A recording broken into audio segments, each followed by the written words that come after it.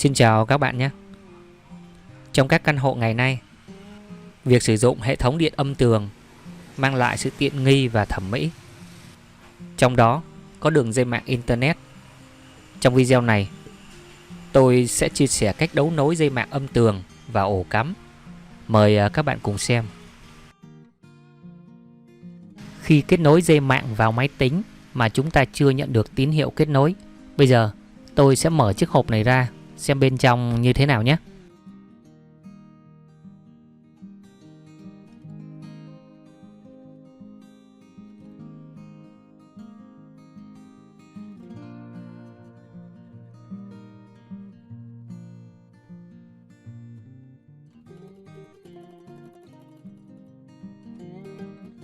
Như các bạn quan sát thì thấy sợi dây chưa được kết nối vào cổng giao tiếp.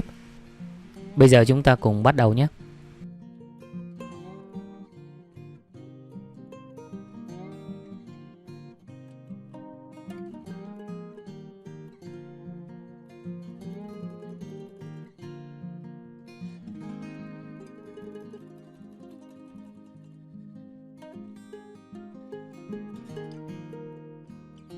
Ký hiệu màu dây được xếp hàng ngang theo hai chuẩn A và B.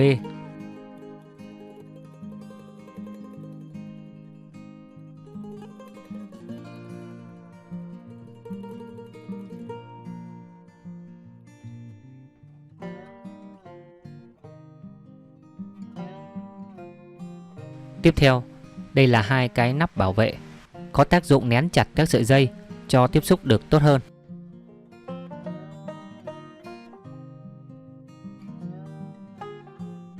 Để tránh nhầm lẫn thì bây giờ tạm thời tôi sẽ dán che cái chuẩn B này lại và chúng ta tiến hành đấu nối dây theo chuẩn A.